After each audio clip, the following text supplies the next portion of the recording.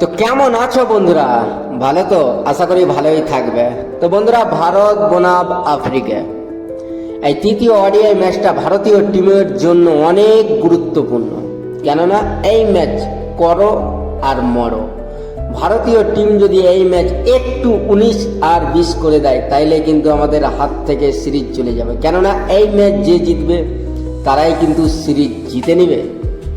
তো বন্ধুরা, ভারতীয় টিম পারবে এই ম্যাচটা সাউথ আফ্রিকাকে হারাতে? কেননা আমরা একটা জিতেছি প্রথম ওডিআই, দ্বিতীয় ওডিআই জিতেছে সাউথ আফ্রিকা। 358 রান চেজ করে একটা ইতিহাস লিখলো সাউথ আফ্রিকা। তারপরে ভারতকে হারালো 4 উইকেটে। তো একে সমান হয়ে আছি। তৃতীয় ওডিআই ম্যাচের জন্য ভারতীয় স্কোর কতদূর শক্তিশালী? তো বন্ধুরা, তৃতীয় ওডিআই ম্যাচের জন্য অনেকটা প্লেয়ারকে বাদ দিয়েছে। ভারতীয় স্কোর দেখে অনেকের মাথা খারাপ হয়ে গেছে। কেননা তৃতীয় ওডিআই ম্যাচটা ভারত জিতবো বলে অনেক শক্তিশালী বানালছে। কাকে রেখেছে টিমে, কাকে বা ছেড়ে দিল? তো চলো বন্ধুরা, দেরি না করে চটপট করে দেখে নেবো আমরা ভারতীয় এই 11 জনের প্লেইং 11টা। তো বন্ধুরা, তোমরা যদি ভারতীয় টিমকে ভালোবাসো তাইলে এই চ্যানেলটাকে সাবস্ক্রাইব করে একটা লাইক করো। এই ভিডিওর লাইক টার্গেট মাত্র 200টি। ফেসবুক থেকে দেখলে ফলো, কমেন্ট, শেয়ার এবং লাইক করো। সুন্দর করে একটা কমেন্টে লিখে দাও, আমি ভারতীয় টিমকে ভালোবাসি। তো চলো বন্ধুরা, আর দেরি করবো না, চটপট করে আমরা দেখে নেবো ভারতীয় প্লেইং 11টা। তো বন্ধুরা, আমরা সবাই জানি 6 ডিসেম্বর 2025 বিশ্বকাপটনাতে ভারত বনাম আফ্রিকার ম্যাচটা অনুষ্ঠিত হবে। তো ভারতীয় টাইম অনুসার দুপুর 1:30 ম্যাচটা স্টার্ট হয়ে যাবে। বিশ্বকাপটনা একটা ঐতিহাসিক গ্রাউন্ড, তাতে কোনো সন্দেহ নয়। বিশ্বকাপটনাতে ফ্যান ফলোয়িং ভালোই হয়, আর ভারতীয় ক্রিকেট যেখানেই খেলে সেখানেই ভারতীয় ফ্যান ফলোয়িং বেশি আছে। তো বন্ধুরা, বিশ্বকাপটনাতেও টিকিট পুরো বুক হয়ে গেছে, সোল্ড। একটাও টিকিট নেই। এখন যদি তোমরা টিকিট করবো ভাবো, তাইলে ওপর থেকে দেখতে হবে, নিচে সিটে বসে দেখতে পাবো না, ওপরে একদম টপে গিয়ে বসে দেখতে হবে। তো চলো বন্ধুরা, খুব মজা করলে এবার আমরা প্লেইং 11টাকে দেখে নেবো। তো বিশ্বকাপটনায় একটা ব্যাটিং ফ্রেন্ডলি পিচ। সেখানে ব্যাট যদি ধৈর্য আর সহ্য করে বল যদি একটু দেখে শুনে খেলে, তাহলে রান বানা খুব ইজি হয়, ভালো স্কোর বোর্ডে লাগাতে পারবে। ওখানে ফাস্ট বোলারদের একটু মাদত করবে না। স্পিন যেমন গেম আগে হবে, তেমন স্পিন ফ্রেন্ডলি পিচ হয়ে যাবে। তো চলো ভারতীয় প্লেইং 11টা দেখে নিই। তো KL রাহুল ভাই, তুমি ভারতের ক্যাপ্টেন আছো ভাই। কালকে কিন্তু তোমাকে টসটা জিততে হবে। কেননা আমরা টানা 20টা টস হেরেছি। ম্যাচ তো জিতছি হারছি লাগা আছে, টানা 20টা টস হেরেছি ভাই।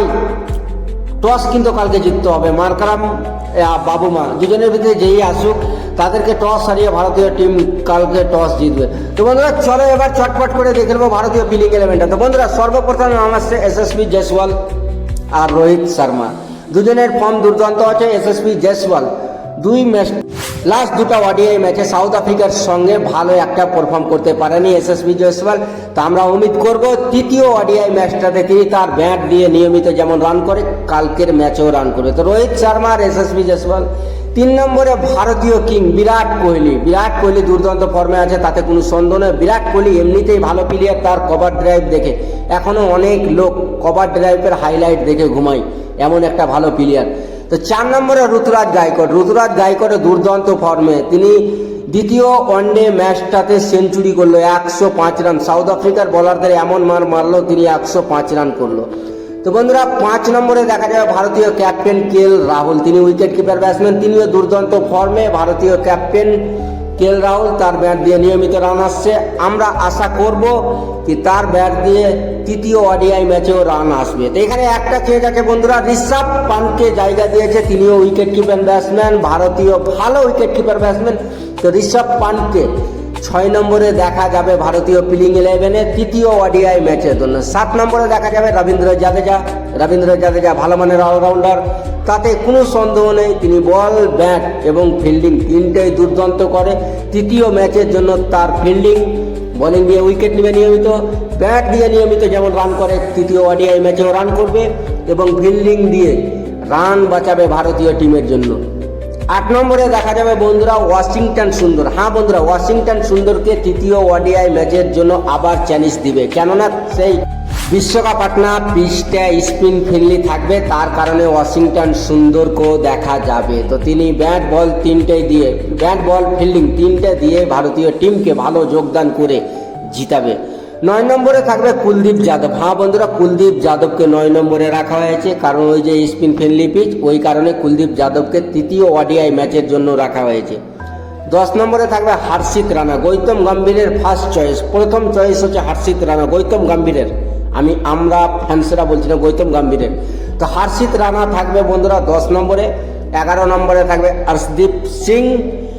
আর একটা চেঞ্জ হতে পারে এর মধ্যে থেকে, যদি ঋষভ পান্তের জায়গায় তিলক বর্মাকে চান্স দিতে পারে। তো এখানে সুস্থ থেকে